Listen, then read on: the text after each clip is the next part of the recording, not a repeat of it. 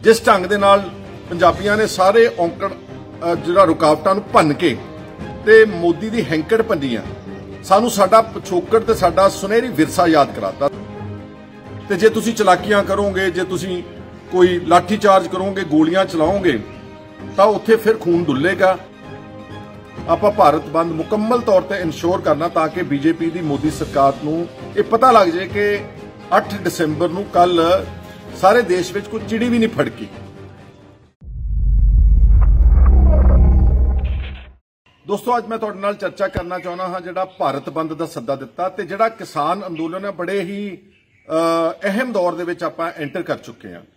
जिहड़ा तां भारत बंद दा सद्दा किसान जथेबंदियां ने दित्ता उहदा आपां सब नूं डट के सपोर्ट ते समर्थन करना चाहिए। जिथे जिथे भी आपां पंजाब च अपने पिंड कस्बे या शहर च बैठे हैं, आपां भारत बंद मुकम्मल तौर पर इंश्योर करना ताकि बीजेपी दी मोदी सरकार नूं इह पता लग जाए कि 8 दसंबर नूं कल सारे देश विच कोई चिड़ी भी नहीं फड़की।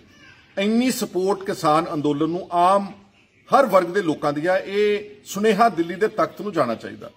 दूसरा, कल तो कुछ इस तरह नजर आ रहा है कि मोदी सरकार प्रेशर बिल्ड करना चाहती है, डराउना धमकाउना चाहती है। बहुत सारी फोर्स इकट्ठी की उन्होंने, जिहड़ा दिल्ली के बॉर्डर के उत्ते धरना लग्या है।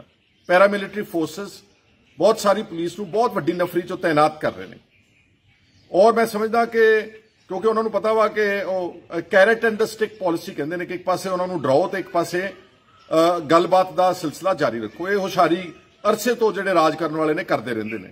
हालांकि पंजाब के बहादुर किसान ते नौजवान बड़े डटे हुए ने डट करके, और मैं नहीं उम्मीद करता कि केंद्र की सरकार एडी मूर्ख होगी कि किसी तरह का एक्सट्रा फोर्स या रिप्रैशन या किसी तरह का कोई जोर जबर करके इस धरने नूं उठाउण की कोशिश करेगी। उहदे बहुत भयानक सिੱਟੇ निकलणगे, बहुत दूरअंदेश।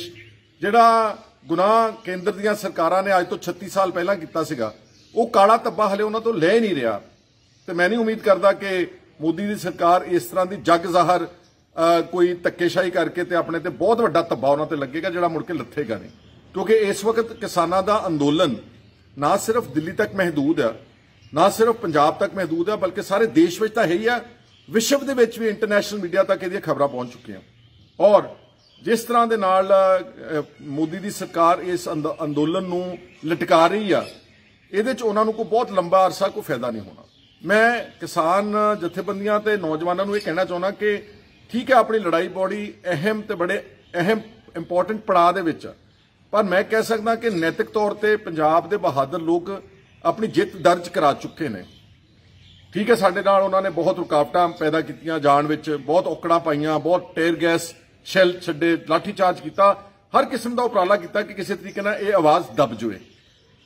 नैतिक जित मैं इसलिए कहना क्योंकि सानू एक बार मोदी ने ते बीजेपी की सरकार ने चेते कराता कि असीं हैं कौन है।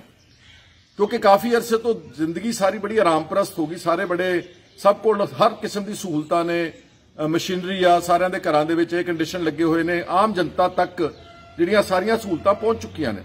ਤਾਂ ਐਂ ਲੱਗਦਾ ਸੀਗਾ ਕਿ ਕਿਤੇ ਪੰਜਾਬੀ ਤੇ ਜਿਹੜੇ ਸਿੱਖ ਕੌਮ ਵਾਲੇ ਨੇ ਇਹ ਆਪਣਾ ਵਿਰਸਾ ਤਾਂ ਨਹੀਂ ਭੁੱਲ ਗਏ, ਕਿਤੇ ਆਰਾਮਪ੍ਰਸਤ ਤਾਂ ਨਹੀਂ ਹੋ ਗਏ। ਪਰ ਇਹ ਸੰਘਰਸ਼ ਨੇ ਜਿਸ ਢੰਗ ਦੇ ਨਾਲ ਪੰਜਾਬੀਆਂ ਨੇ ਸਾਰੇ ਔਂਕੜ ਜਿਹੜਾ ਰੁਕਾਵਟਾਂ ਨੂੰ ਭੰਨ ਕੇ ਤੇ ਮੋਦੀ ਦੀ ਹੈਂਕੜ ਭੰਨੀ ਆ, ਸਾਨੂੰ ਸਾਡਾ ਪਿਛੋਕੜ ਤੇ ਸਾਡਾ ਸੁਨਹਿਰੀ ਵਿਰਸਾ ਯਾਦ ਕਰਾਤਾ। ਸਾਡੇ ਗੁਰੂ ਸਾਹਿਬਾਨ ਤੋਂ ਲੈ ਕੇ ਜੋ ਸਾਡੇ ਪੁਰਖਿਆਂ ਨੇ ਪੰਜਾਬ ਦੇ ਵਿੱਚ जिस ढंग के नाल हर किस्म की जालम सरकारां नाल टक्कर लई और बहुत कुर्बानियां कीतियां, बहुत लहू डुलिया पंजाब की धरती ते, वो सानू सारा जिहड़ा सुनहरी विरसा सीगा एक फिल्म की तरह के उत्ते साडे सारिਆਂ दे सामने चेते आ गया।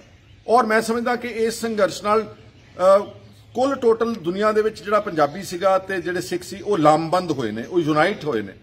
उन्होंने अपनी शक्ति का उन्होंने एक मुजाहरा किया कि साडे कोल किस तरह की शक्ति है, और की भी बड़ी शांतमई ढंग के नाल। अज तक कुल टोटल उन्हों का जिहड़ा कैंपेन हैगा वा सारा पीसफुल रहा।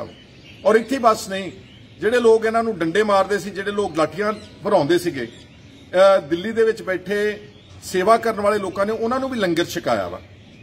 ये पहली बार देख रहे हैं, नहीं तो जो कोई हजूम इकट्ठा हुंदा ते लुट खसुट के आसार ज्यादा होंगे ने। लेकिन सिखा ने, पंजाबियों ने कभी मॉब मैंटैलिटी नहीं दिखाई, बिल्कुल अपने इमोशनस नूं कंट्रोल विच रखदियां होया अपनी गल नूं अगे रखिया।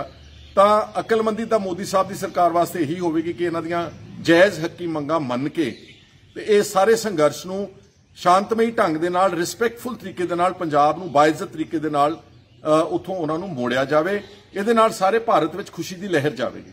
ਤੇ ਜੇ ਤੁਸੀਂ ਚਲਾਕੀਆਂ ਕਰੋਗੇ, ਜੇ ਤੁਸੀਂ ਕੋਈ ਲਾਠੀ ਚਾਰਜ ਕਰੋਗੇ, ਗੋਲੀਆਂ ਚਲਾਓਗੇ, ਤਾਂ ਉੱਥੇ ਫਿਰ ਖੂਨ ਡੁੱਲੇਗਾ, ਉੱਥੇ ਫਿਰ ਬਹੁਤ ਨੁਕਸਾਨ ਹੋਵੇਗਾ, ਜਾਨੀ ਮਾਲੀ ਨੁਕਸਾਨ ਹੋਵੇਗਾ, ਜਿਹਦੀ ਜ਼ਿੰਮੇਵਾਰੀ ਸਿੱਧੀ ਕੇਂਦਰ ਦੀ ਸਰਕਾਰ ਤੇ ਹੋਵੇਗੀ।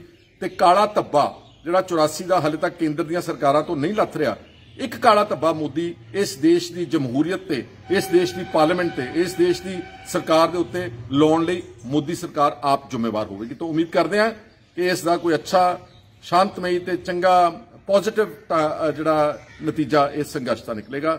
ਅਸੀਂ ਵੀ ਆਪਣੇ ਪੱਧਰ ਦੇ ਉੱਤੇ ਕੱਲ ਕਿਉਂਕਿ ਬੰਦ ਆ, ਤਾਂ ਮੈਂ ਸਭ ਨੂੰ ਅਪੀਲ ਕੀਤੀ ਆ, ਹਲਕਾ ਭਲੱਥ ਤੋਂ ਜਿਹੜਾ ਅਸੀਂ ਇੱਕ ਜੱਥਾ ਲੈ ਕੇ ਜਾਵਾਂਗੇ। ਸਮੂਹ ਪੰਜਾਬ ਦੇ ਲੋਕਾਂ ਨੂੰ ਅਪੀਲ ਹੈ ਕਿ ਸਾਨੂੰ ਜਿੱਥੇ ਵੀ ਤੁਹਾਡਾ ਦਿਲ ਕਰਦੇ, ਸ਼ੰਭੂ ਬੈਰੀਅਰ 9 ਤਾਰੀਖ ਨੂੰ ਦਿਨ ਬੁੱਧਵਾਰ, ਅਗਰ ਤੁਸੀਂ ਸਾਨੂੰ 12 ਵਜੇ ਸ਼ੰਭੂ ਬੈਰੀਅਰ ਮਿਲਾਂਗੇ, ਆਪਾਂ ਸਾਰੇ ਇਕੱਠੇ ਚੱਲ ਕੇ ਜੋ ਵੀ ਸਾਡਾ ਫਰਜ਼ ਬਣਦਾ, ਯੋਗਦਾਨ ਬਣਦਾ, ਇੱਕ ਸਧਾਰਨ ਵਿਅਕਤੀ ਦੀ ਤਰ੍ਹਾਂ, ਸਧਾਰਨ ਨਾਗਰਿਕਾਂ ਦੀ ਤਰ੍ਹਾਂ, ਸਧਾਰਨ ਕਿਸਾਨਾਂ ਦੀ ਤਰ੍ਹਾਂ, ਉਹਨਾਂ ਦੇ ਕਿਸਾਨੀ ਝੰਡੇ ਬੰਨ੍ਹ ਕੇ ਤੇ ਕਾਲੇ ਝੰਡੇ ਰੋਜ਼ ਤੇ ਬੰਨ੍ਹ ਕੇ ਆਪਾਂ ਸਭ ਨੇ ਪਰਸੋਂ ਦਿੱਲੀ ਵੱਲ ਨੂੰ ਕੂਚ ਕਰਨਾ ਹੈ। 9 ਤਾਰੀਖ ਦਿਨ ਬੁੱਧਵਾਰ। ਤੁਹਾਡਾ ਸਾਰਿਆਂ ਦਾ ਬਹੁਤ ਬਹੁਤ ਸ਼ੁਕਰੀਆ, ਧੰਨਵਾਦ। ਵਾਹਿਗੁਰੂ ਜੀ ਕਾ ਖਾਲਸਾ, ਵਾਹਿਗੁਰੂ ਜੀ ਕੀ ਫਤਿਹ।